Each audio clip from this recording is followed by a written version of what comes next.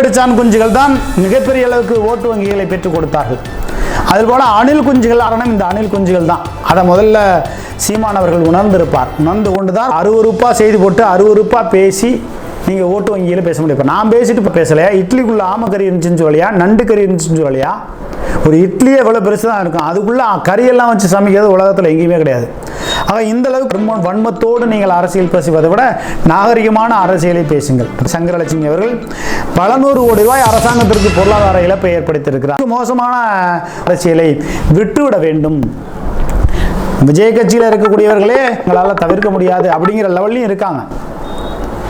விஜய் கட்சியில் இருக்கக்கூடியவர்கள் சீமான கழகம் இழக்கும். அதற்கான காரணம் என்னன்னா, சங்கரலட்சுமியில் இருக்கக்கூடிய இணை இயக்குனர் சங்கரலட்சுமி ஆக்கடைன்னு அரசியல் மிகப்பெரிய சாக்கடையும் அதுபோல தான் சினிமா துறையும். அந்த சினிமா தங்கத்தை கேட்டால் தூணு காரி துப்புவோம். அதனால் ஒவ்வொருத்தருக்கும் ஒரு இது இருக்கும். அதை ஒருவர் லகரம் டிவி நேயர்கள் அனைவருக்கும் வணக்கம்.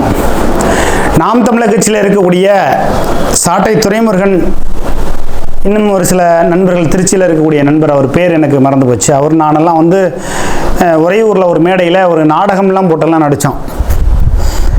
நாம் தமிழர் கட்சி மிக வீரியமாக இந்த 2026 சட்டமன்ற தேர்தலில் ஓட்டு வங்கியில் எந்த அளவுக்கு பெறப்போகிறது அப்படிங்கிற ஒரு நிலைமை இருக்குது. தாவேகா கட்சி கொள்கை சித்தாந்தங்கள் இல்லாமல் போய் கொண்டு இருக்கிறது அப்படிங்கிற விமர்சனங்கள், 1000 விமர்சனங்களை நம்ம வச்சாலும் கூட அணில் குஞ்சுகள் என்று நாம் தமிழர் கட்சியை சார்ந்தவர்கள் விமர்சனம் செய்கிறார்கள். விசிலடிச்சான் குஞ்சு என்று திராவிட முன்னேற்ற கழகத்தை சார்ந்தவர்கள் எம்ஜிஆர் அவர்கள் அரசியலுக்கு வந்தபோது சொன்னார்கள். அந்த விசிலடிச்சான் குஞ்சுகள் தான் மிகப்பெரிய அளவுக்கு ஓட்டு வங்கிகளை பெற்றுக் கொடுத்தார்கள். அதுபோல அணில் குஞ்சுகள் என்று டிவிகே விஜய் கட்சியை விமர்சனம் செய்வது என்பது அது நாம் தமிழர் கட்சி அவர்களுக்கே தோண்டிக் கொள்கிற சபக்குழி தான். நாம் ஒன்றும் விஜய் கட்சிக்கு ஆதரவாக பேசலை, சொம்படிக்கலை, உண்மை நிலைமையை சொல்கிறோம். நீங்கள் விசிலடிச்சான் குஞ்சுகள் என்று சொல்கிற பொழுது அவர்கள் இன்னும் பரப்புரைகள் அதிகமாக செய்து நாம் தமிழர் கட்சிக்கு கிடைக்க வேண்டிய ஓட்டு வங்கிகளை குறைக்கக்கூடிய ஒரு வேலைகளை செய்து விடுவார்கள். ஆகையினால நாம் தமிழர் கட்சியில் இருக்கக்கூடிய சாட்டை துரைமுருகன் போன்றவர்கள், அவருடைய நண்பர்கள் போன்றவர்கள் இந்த யூடியூப் சேனலில் அணில் குஞ்சுகள் என்பதையெல்லாம் விட்டுவிட்டு ஒரு ஆளும் கட்சியில் நடக்கக்கூடிய ஊழல் முறைகேடுகளை சுட்டி காட்டி செய்திகளை வெளியிடணும். உதாரணத்துக்கு இப்போ புதுக்கோட்டை மாவட்டத்தில் சங்கரலட்சுமி என்கிற ஒரு இணை இயக்குனர் இருக்காங்க. என்ஓசியில் மிகப்பெரிய அளவுக்கு ஊழல் முறைகேடுகளை செய்து மக்களுடைய வரிப்பணத்தை சுரண்டக்கூடிய அத்தனை வேலைகளையும் செய்கிறார். எந்த வகையிலாவது ஒரு அரசாங்க அதிகாரியை நாம் தமிழர் கட்சியை சார்ந்தவர்கள் ஒரு பரப்புரையில் பேசுகிறாங்களா, அரசியலையே பேசுவாங்க. அது மக்கள் மத்தியில் எடுபடாது. திராவிட முன்னேற்ற கழகம் எந்த ஒரு ஆளுங்கட்சியாக இருந்தாலும் மக்களுக்கு தேவையானதை ஓரளவு நல்லது பண்ணுது. நல்ல சட்டமன்ற உறுப்பினர்களும் திராவிட முன்னேற்ற கழகத்தை சார்ந்தவர்கள் இருக்கிறார்கள், இல்லை என்று நம்ம மறுக்கவே முடியாது.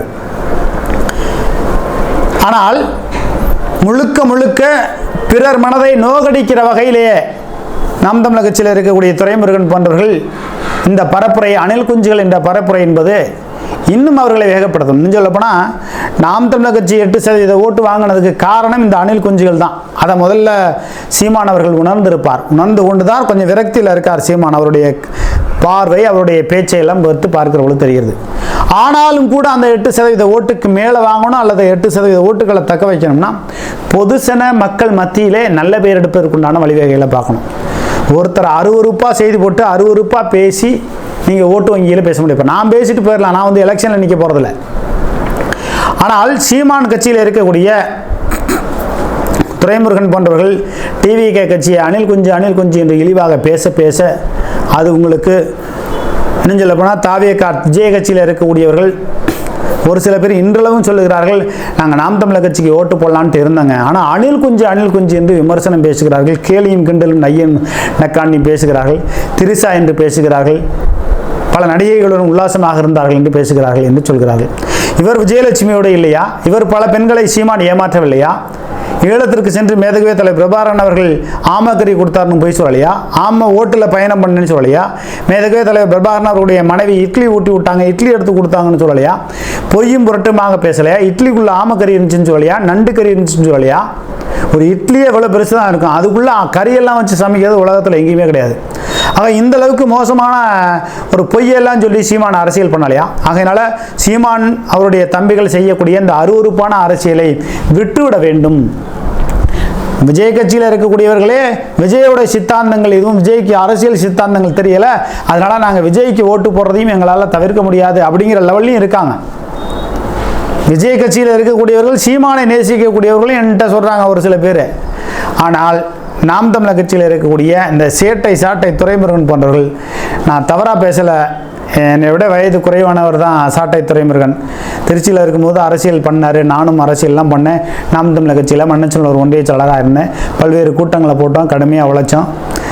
இங்கே இருக்கக்கூடிய ஒரு ஆட்டோ ஓட்டுநர் அவரும் துரைமுருகனும் கத்தி எடுத்து ஒருத்தருக்கு ஒருத்தர் குத்திக்க போன சம்பவம்லாம் நடந்துச்சு. நீங்கள் எந்த அளவுக்கு உங்களுடைய அரசியல் மலிவான அரசியல் இருந்துச்சு. இன்றைக்கி தமிழ்நாடு முழுக்க உலகம் முழுக்க தெரிய நபராக இருக்கிறார் துரைமுருகன். நீங்கள் இதுபோல் அந்த அணில் குஞ்சுன்னு எல்லாம் சொல்லி நீங்கள் அரசியல் பண்ணாமல் துறை ரீதியாக திமுகவில் என்ன நடக்குதுங்கிறதெல்லாம் பட்டியல் போட்டு நீங்கள் சொல்லிட்டு வரணும். அதுவும் சொல்லப்போனால் ஒரு ஆட்சிக்கு மையப்படுத்தி ஆட்சியை கெட்ட பேரை ஏற்படுத்தணும்னு சொல்லக்கூடாது. இந்த ஆட்சியில் இந்த அரசாங்க அதிகாரிகள் மக்களுடைய வரி பணத்தை கொள்ளையடிக்கிறார்கள், திமுக ஆட்சிக்கு கெட்ட பேரை ஏற்படுத்துகிறாங்க அப்படின்னு சொன்னால் தான் திமுக நடவடிக்கை எடுக்கும். திமுக ஆட்சியை மிக மிக இழிவாக பேசுவதனால் திராவிட முன்னேற்ற கழகம் ஒரு அரசு அதிகாரியை நடவடிக்கை எடுக்காது. இப்போ புதுக்கோட்டையில் ஒரு 7 தொகுதியோ 8 தொகுதியோ ஒரு 6 சட்டமன்ற தொகுதி இருக்குன்னு நினைக்கிறேன். அந்த 6 சட்டமன்ற தொகுதியில் 3 சட்டமன்ற தொகுதியை திராவிட முன்னேற்ற கழகம் இழக்கும். அதற்கான காரணம் என்னன்னா, சங்கரலட்சுமியில் இருக்கக்கூடிய இணை இயக்குனர் சங்கரலட்சுமி ஆகப்பெரும் ஊழலை செய்து திராவிட முன்னேற்ற கழகத்திற்கு கெட்ட பெயரை ஏற்படுத்துகிறார்கள். இதுதான் உண்மை. இப்படி செய்தி வெளியிட்டால் திராவிட முன்னேற்ற கழகம் நடவடிக்கை எடுக்கணும். சங்கரலட்சுமியும் வேளாண்மை துறை அமைச்சரும் இணைந்து கொள்ளையடிக்கிறார்கள்னு செய்தி போட்டால் நடவடிக்கை எடுக்க மாட்டாங்க. இணைந்தெல்லாம் கொள்ளையடிக்க முடியாது. சங்கரலட்சுமி ஆகப்பெரும் ஊழலை வேளாண்மை துறையில் பணியிடை மாற்றத்தில் NOCயில் மிகப்பெரிய ஊழல் முறைகேடுகளை செய்து திராவிட முன்னேற்ற கழகத்திற்கு மிகப்பெரிய கெட்ட பெயரை ஏற்படுத்துகிறார். ஒவ்வொரு துறை ரீதியாக இவ்வளவு பிரச்சனை இருக்குது. அதையெல்லாம் எடுத்து செய்தி போடாமல் அணில் குஞ்சுன்னு விஜய் கட்சியில் உள்ளவங்களை நீங்கள் பேசி இந்த அளவுக்கு நீங்கள் பண்ணுறதுனால வருகிற 2026 சட்டமன்ற தேர்தலில் 5% ஓட்டுக்களை பெறக்கூடிய மோசமான நிலைமை வந்துவிடும். ஆகையினால நாம் தமிழர் கட்சியில் இருக்கக்கூடிய சீமானவர்களே, உங்களையும் ஒரு காலகட்டத்தில் நேசித்து அந்த கட்சியில் நம்ம இருந்தோம். பின்னால் நீங்கள் பொய்யும் புரட்டுமாக பேசினீர்கள். ஓட்டில் பயணம் பண்ணது, அங்கே இலங்கையில் போய் பெண்ணுங்களை துரத்துனது, பல விஷயங்கள் இருக்குது. இதெல்லாம் நான் இதுக்கு முன்னாடி ரொம்ப பேசியிருக்கேன்னா ஓரளவு சொல்லியிருக்கோம். அதுபோல் சினிமாக்காரவங்க எல்லாருமே அப்படி தான், 90% அப்படி தான் இருப்பாங்க. அங்கே பனைமரத்துக்கு கீழே உட்காந்து பால் குடித்தாலும் பணங்கள்னு தான் சொல்லுவாங்க. அப்படித்தான் சினிமா.